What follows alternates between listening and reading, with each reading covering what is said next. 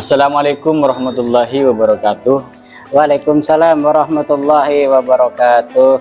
Kami mahasiswa UIM Prodi HKI Hukum Keluarga Islam 2019 sekarang sedang melakukan magang di KUA Larangan Pamekasan.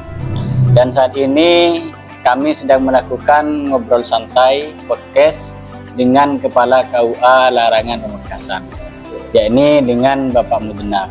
Bagaimana Pak kabarnya Pak? Alhamdulillah sehat walafiat. Sehat walafiat. Bagaimana keluarga Pak? Sehat semua Pak? Oh, alhamdulillah. Cuman tadi malam itu nggak bisa barokah, ambil barokah. Kenapa Pak? Kan malam tanggal 15. Tanggal 15. Katanya ulama itu makruh gitu. Jadi kami di sini Pak ingin menanyakan beberapa hal terkait tentang hal-hal yang perlu kita kaji untuk menambah ilmu pengetahuan kita yang sejalan selaras dengan Prodi HKI Pak. Yang mana hal ini mungkin Bapak menjadi narasumber yang terbaik bagi kita. Baik Pak, langsung saja ke pertanyaannya Pak. Yang pertama adalah tentang Bapak sendiri itu kerja di sini itu mulai dari kapan Pak? Sesuai dengan pelantikan saya itu mulai tanggal 20 Desember 2021. Jadi kerja di KUA Larangan itu sampai saat ini kurang lebih 3 bulan. Oh, 3 masih baru berarti? Masih baru. Jadi perlu menganalisa, perlu mengamati, perlu untuk ngobrol banyak dengan teman-teman yang ada di sini, dengan PTT, dengan penyuluh dan sebagainya untuk menyusun program-program ke depan di KUA. Iya. Jadi biasanya satu periode itu berapa bulan Pak atau berapa tahun? Satu periode itu kalau kepala KUA itu 4 tahun sesuai dengan PMA nomor 34 tahun 2016. Selama 4 tahun. Iya, jadi selama 4 tahun. 4 tahun itu harus kalau diperpanjang itu harus pindah KUA. Jadi kepala KUA itu bukan jabatan, tapi tugas tambahan. Iya. Sehingga kepala KUA itu tidak ada eselonnya, tidak ada tunjangannya. Jadi saya sebagai penghulu diberi tugas tambahan sebagai kepala KUA. Iya. Berarti tugasnya Bapak ke depan ini masih panjang kalau 4 tahun ya Pak? Oh iya, insya Allah. Mudah-mudahan umur sampai bahkan melebihi ke sana. Amin. Dan semoga tugasnya Bapak itu mendapatkan maunah dari Allah Subhanahu wa Ta'ala sehingga KUA Larangan itu mempunyai citra baik di masyarakat. Amin. Kemudian yang sangat penting ini Pak, pertanyaannya masyarakat itu harus tahu Pak tupoksi, tugas pokok dan fungsi dari KUA secara umum dan KUA Larangan secara spesifik. Bagaimana tentang ini Pak? Kalau tupoksinya KUA itu sesuai merujuk pada peraturan, karena sebagai pejabat, sebagai aparatur sipil negara itu semuanya harus tunduk dan patuh pada aturan yang sudah ada. Dan termasuk tupoksi KUA itu ada di peraturan pemerintah nomor 34 tahun 2016, khususnya pasal 3. Itu ada 9 tupoksi KUA. Di antaranya itu adalah pelayanan, melaksanakan pelayanan, pengawasan, pencatatan, dan pelaporan nikah rujuk. Ini tugas pokoknya KUA. Yang kedua itu menyusun statistik dan pembinaan masyarakat Islam. Ini kaitannya dengan masyarakat di wilayah kami. Jadi, yang ketiga itu wakaf, hisab rukyat, dan pembinaan syariah. Yang keempat itu pembinaan keluarga sakinah. Dalam hal pembinaan keluarga sakinah, KUA itu tidak mungkin untuk memberikan pembinaan, bimbingan, pengawasan kalau sifatnya dipanggil ke KUA. Jadi saya berinisiatif untuk memanfaatkan kelompok-kelompok keagamaan yang sudah ada, majelis taklim, majelis zikir, muslimat, takmir masjid, itu semuanya kami mulai dirangkul. Bahkan sudah mulai masuk ke organisasi kemasyarakatan. Oh iya, saya sudah berapa kali turun ini ke masyarakat di majelis taklim itu, menyampaikan yang berkaitan dengan tugas kami. Jadi pembentukan keluarga sakinah, syiar Islam itu bagian dari tugas KUA. Karena KUA itu diibaratkan sebagai mall. Nah, mall itu kan serba ada. Jadi masyarakat itu pinginnya KUA itu serba tahu, harus jawab kalau ada persoalan, ada konflik, ada pertanyaan tentang haji, pertanyaan tentang disharmonisasi keluarga, terus ada pertanyaan tentang kemasjidan, ada pertanyaan zakat, ada kaitannya dengan izin operasional madrasah, izin operasional TPQ. Itu KUA harus mampu bisa memberikan penjelasan kepada masyarakat, karena KUA itu mallnya Kementerian Agama yang langsung bersentuhan dengan masyarakat. Ini luar biasanya menurut saya. Tapi di samping itu juga ada efeknya. Jadi kalau kita tidak bisa menjelaskan, tidak bisa memberikan pencerahan kepada masyarakat, ya yang diejek pertama kali pasti KUA. Kala tidak memberikan manfaat kepada masyarakat, dan tidak menjadi solusi bagi masyarakat. Iya itu. Termasuk berat juga tugasnya. Alhamdulillah cukup berat. Tapi kalau kita lakukan bersama-sama dengan tim, di sini ada penyuluh fungsional 1, ada penyuluh non PNS 8, ada staf, ada PTT. Saya kira akan mampu untuk menjawab, untuk menjadi pelayan yang terbaik kepada masyarakat di KUA Larangan, di wilayah KUA Larangan. Termasuk saya kemarin itu saya membentuk kolom takmir sewilayah Larangan. Kecamatan Larangan. Dan alhamdulillah sudah dibentuk itu. Kita hanya menjadi mediatornya. Jadi semuanya yang menjalankan nanti takmir. Itu ada pertemuannya nanti 2 bulan sekali itu. Lah kita masuk di sana. Syiar-syiar Islam yang wasaton katanya Qori Shihab itu. Jadi Islam yang tengah-tengah. Islam yang tidak terlalu ke kiri, Islam yang tidak terlalu ke kanan. Jadi tidak terlalu keras, tidak terlalu lunak. Wasaton, di tengah-tengah. Ini yang diharapkan masyarakat. Ya karena yang enak itu yang di tengah, Pak. Oh iya, apalagi berkawinan ya. Oh iya, yang di tengah. Tapi jangan terlalu bermimpi dulu sampai nanti nggak selesai kuliahnya. Iya, kalau segera menikah bahaya sama pendidikan. Terus ini kan sudah berjalan sekitar 2 bulan Bapak turun ke masyarakat bersama teman-teman, bersama bapak-bapak yang ada di sini. Dan itu sudah masuk ke dakwah. Kira-kira yang ngisi dakwahnya itu dari KUA langsung apa dari luar, Pak? Atau mengundang dari luar? Oh, enggak, dari KUA kami yang hadir sekaligus menyampaikan. Oh. Jadi hadirnya kami ke sana itu aktif, bukan pasif, bukan pengunjung, tapi memberikan ceramah, memberikan pencerahan terhadap kelompok-kelompok yang sudah kami datangi.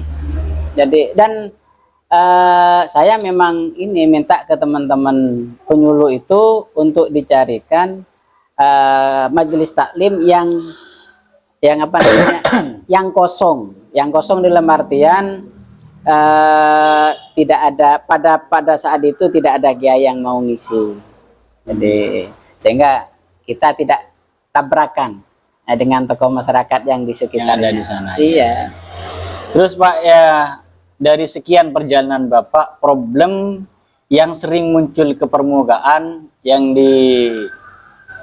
masuk ke KUA itu apa, Pak? Selama ini sebenarnya Apa hanya perceraian saja atau apa? Iya, persoalan menurut saya normatif saja. Tidak ada yang terlalu berat. Ya, kaitannya paling dengan hanya mau cerai gitu aja. Mau cerai, terus sengketa wakaf, itu aja. Itu menurut saya ringan-ringan yang bisa diselesaikan dengan musyawarah mufakat, dengan komunikasi yang baik, itu semua.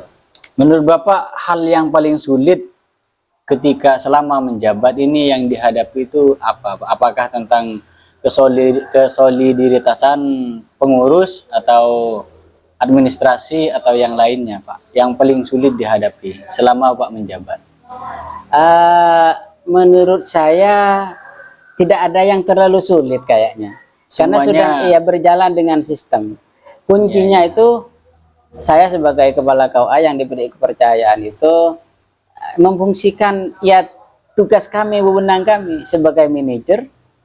Jadi memanage potensi-potensi yang ada. Jadi memberikan tugas, tidak ada yang nganggur di sini, harus diberikan job sesuai dengan kemampuannya. Sudah berjalan dengan sistemnya itu. Jadi enggak usah kita perintah gitu. Iya. Terus kan tadi sih diterangkan bahwa KUA ini merupakan sebuah lembaga negara yang bersentuhan langsung dengan masyarakat. Bapak di dalam mengakrabkan KUA ini dengan masyarakat, selain dari membuat majelis-majelis taklim atau membuat kelompok pengajian di masyarakat, itu apalagi Pak cara-cara untuk mengakrabkan dengan masyarakat?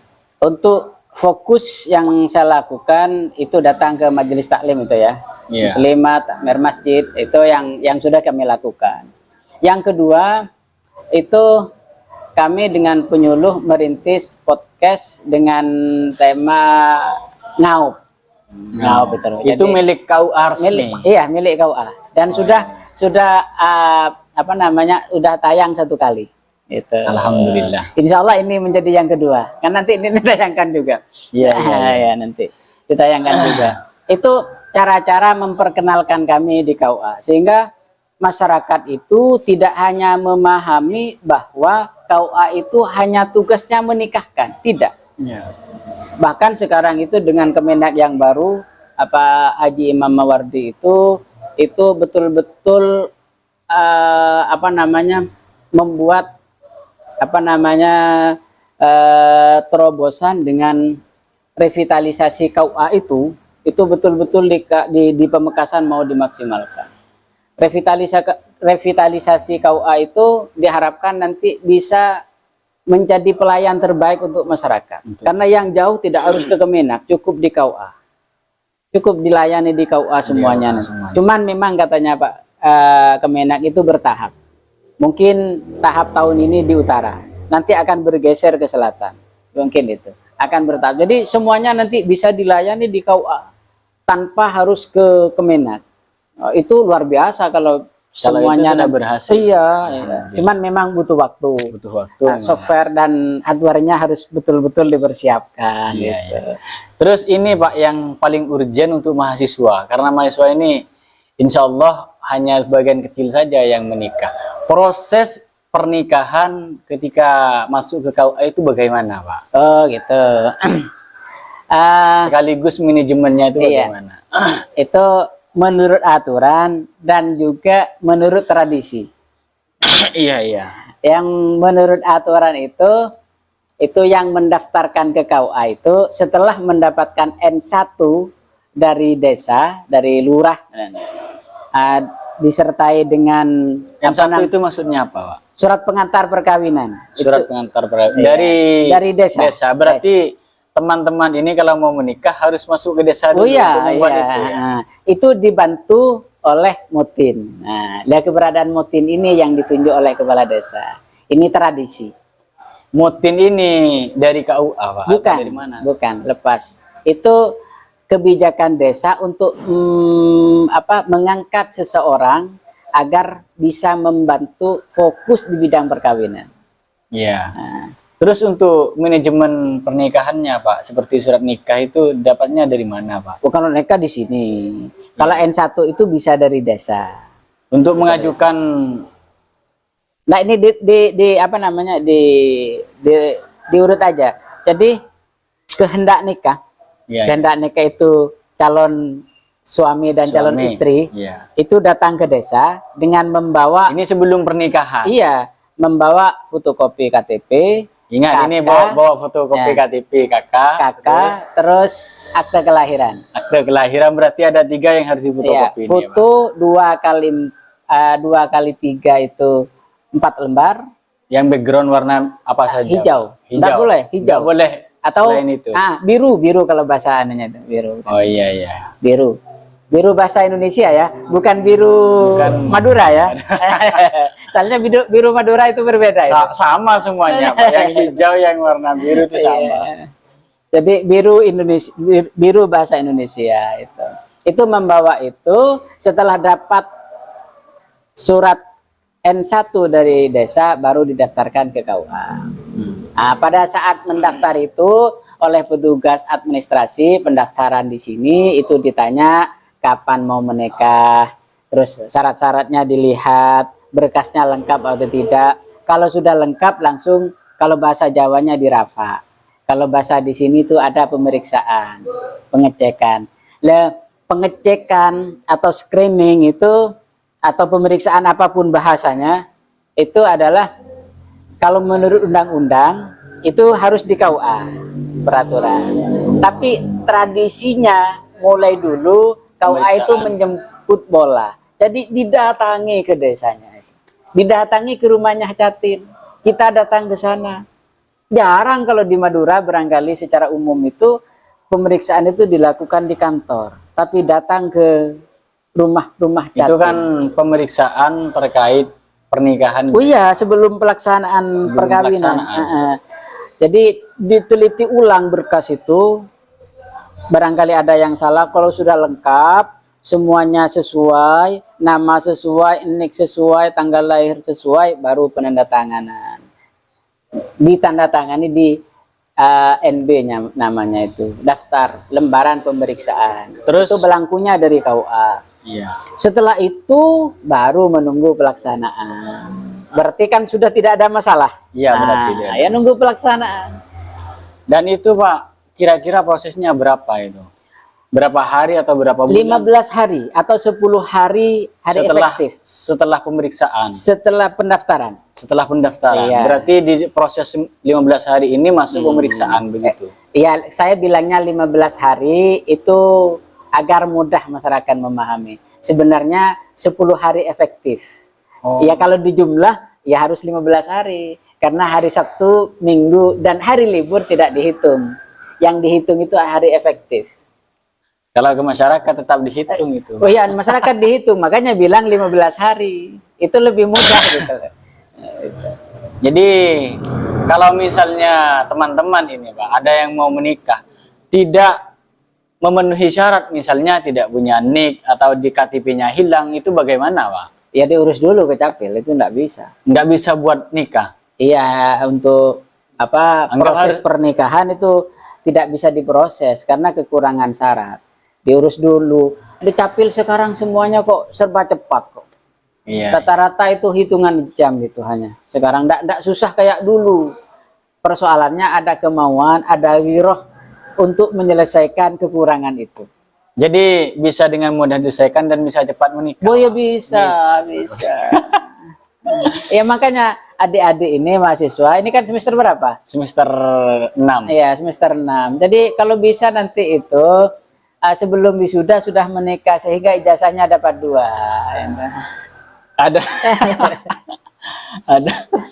Sama juga ketika wisuda ada temennya. Iya, biar nggak repot cari pendamping yang mau foto-foto itu kan. Iya, iya. Ini sebenarnya kalau saya melihat tadi proses di dalam mengurus ini, Pak, itu sebenarnya sangat mudah. Mulai dari mempersiapkan ini dan itunya itu sangat mudah. Tetapi kenapa, Pak? Ada sebagian dari masyarakat malah melakukan nikah siri, Pak. Artinya nikah yang tidak mengikuti manajemen pemerintahan. Ini nikah sirih itu bagi saya itu tidak ada.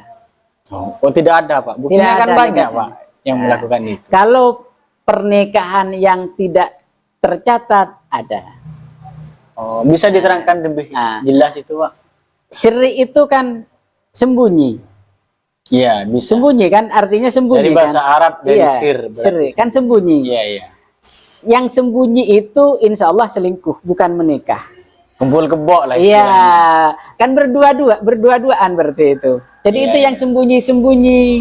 Jadi apa namanya, kumpul suami istrinya itu sembunyi-sembunyi gitu.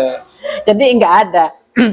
Soalnya walaupun pada saat akad nikah tidak menghadirkan KUA, atau pada saat akad nikah tidak melalui proses ke KUA, Ya. itu Pak insya Allah nikahnya pasti dilakukan oleh beberapa orang, minimal 4 orang. Iya, 2 saksi, kemudian 1 wali. Iya, minimal itu sudah. Jadi nggak ada yang sirri. Yang nikah siri. Nah, cuman ini dibahasakan perkawinan yang tidak tercatat itu dianggap nikah sirri. Itu Sudah menjadi istilah. Iya, barangkali hanya itu.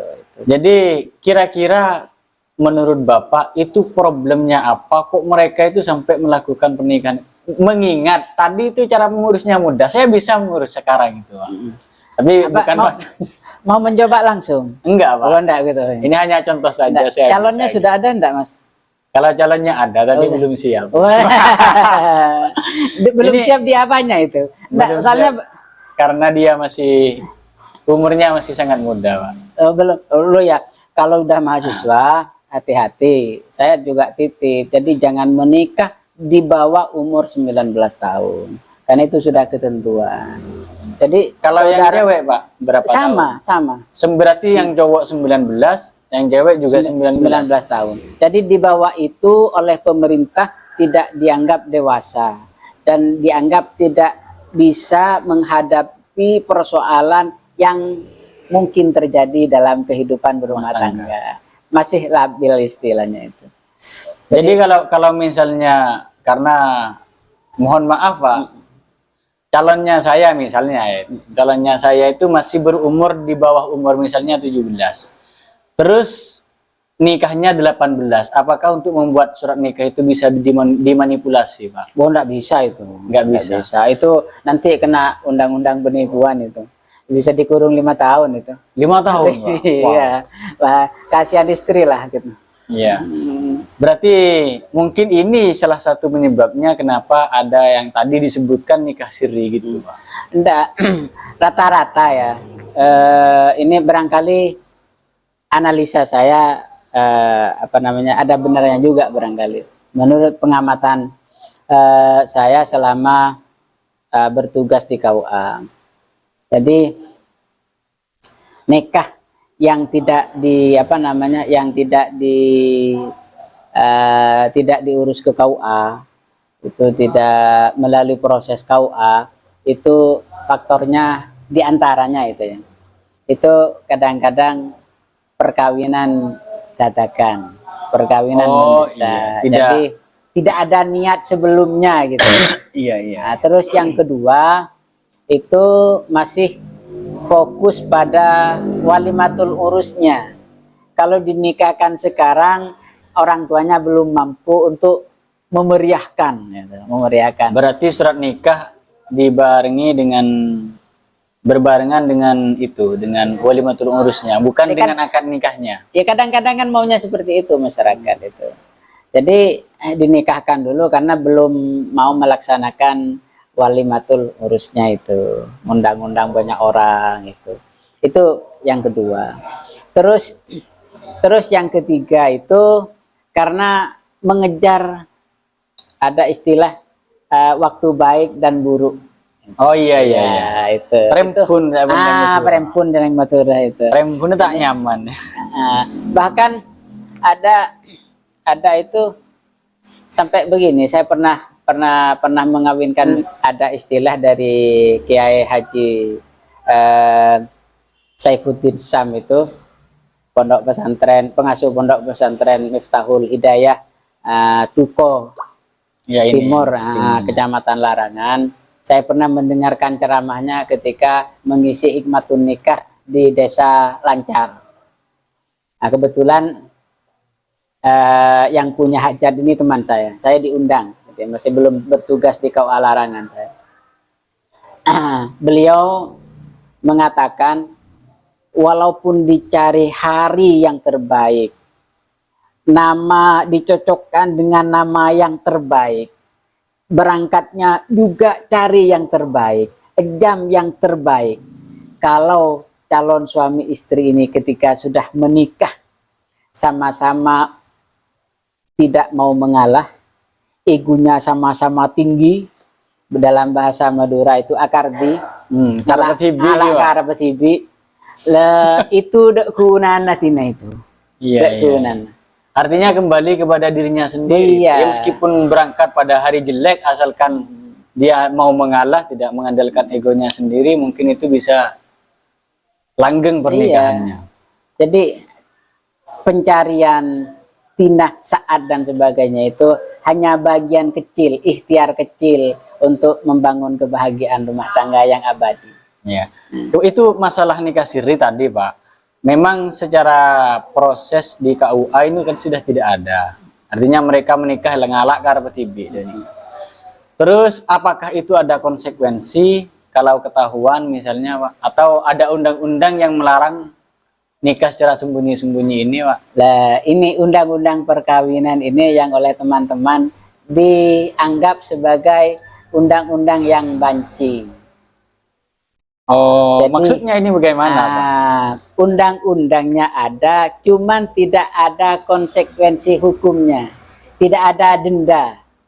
Ya. Beda dengan undang-undang yang lain. Kalau mencuri dendanya atau dihukum, kan itu. Kalau di perkawinan tidak ada. Termasuk nikah siri. Tetapi tetap menyalahi aturan. Gitu. Oh iya, tetap menyalahi aturan undang-undang itu.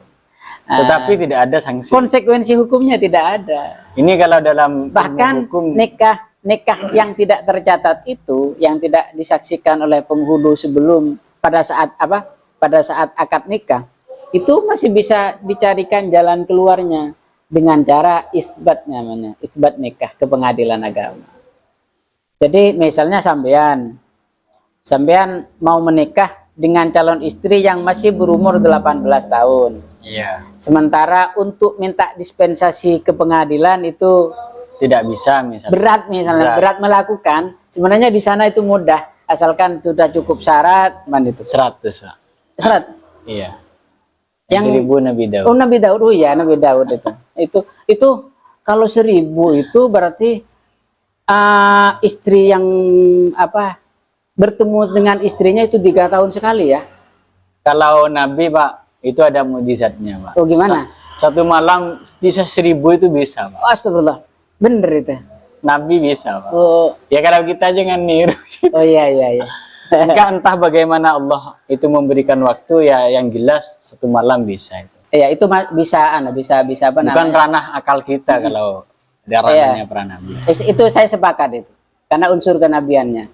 Karena ini lagi itu di banyak ulama itu menerangkan Sayyidina Utsman itu kalau witir hanya sekali, 1 rakaat, tapi itu bisa menghatamkan Al-Quran 30 juz. Iya. Kalau pakai akal barangkali kapan tidurnya. Nah, tapi karena ada unsur itu, ada karomahnya barangkali karena bukan nabi beliau, ada sahabat, Iya. maka itu bisa hanya dijalani 1 jam atau 1 jam setengah atau bahkan setengah jam bisa. Karena ada unsur itu, ada karomahnya memang. Ya. Ini, Pak, kan di dalam pernikahan di KUA itu ada yang menikah di sini seperti ini, Pak, ada sakinah mawaddah warahmah. Ada juga yang melakukan pernikahan di rumahnya. Kira-kira menurut Bapak untuk di KUA ini lebih efektif mana antara menikah di KUA atau menikah di rumahnya, Pak? Kalau persoalan efektifnya itu semuanya sama-sama efektif. Cuman saya menukil dari pendapatnya Habib Umar. Ya. Itu jadi beliau menyampaikan bahwa jangan menikah di KUA, menikahlah di rumahnya. Karena pada saat menikah itu rahmat Allah datang. Ya Allah. Jadi dirahmati nanti KUA-nya bukan rumahnya. Jadi jangan salahkan kalau nanti rumahnya tidak sedikit-sedikit tengkar, sedikit-sedikit ngamuk, sedikit-sedikit gini. Karena Dan- tidak ada rahmahnya katanya Habib Umar itu. Berarti menurut pendapatnya Bapak ini mengutip dari yang tadi, itu lebih utama menikah di rumahnya. Ya karena pada saat akad insya Allah yang mendoakan banyak. Amin.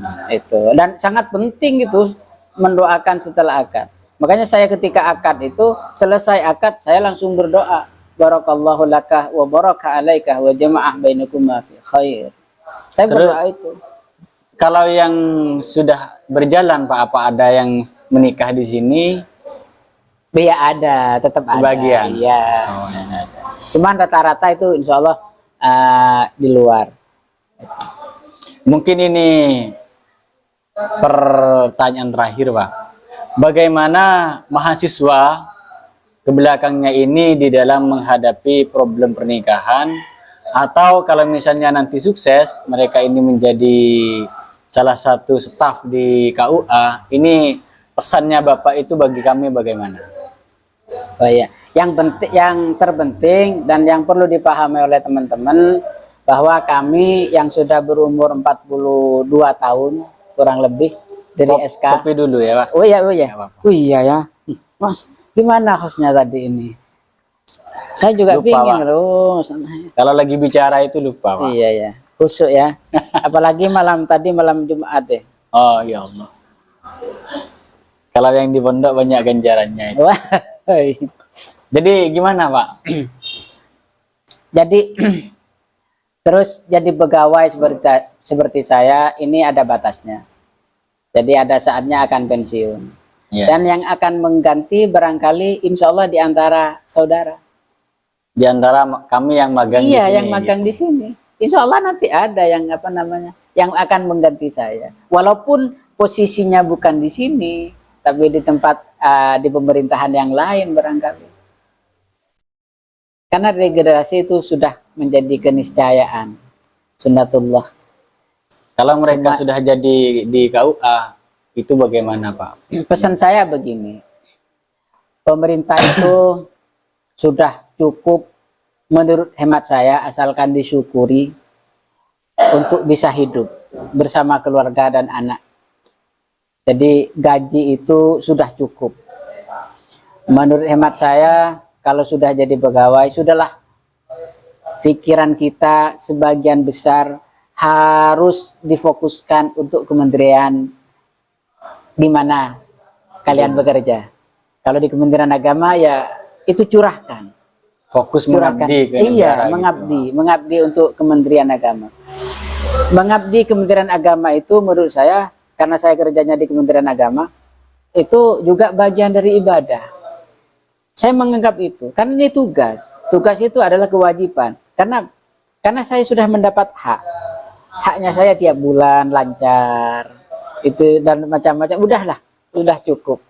Makanya Alhamdulillah. saya memang barangkali punya pikiran berbeda dengan teman-teman yang lain, dan saya mengikuti perkembangan saat ini bahwa dengan perkembangan yang cukup pesat, perkembangan IT yang sudah tidak bisa dibendung lagi, maka kita harus juga mengikuti.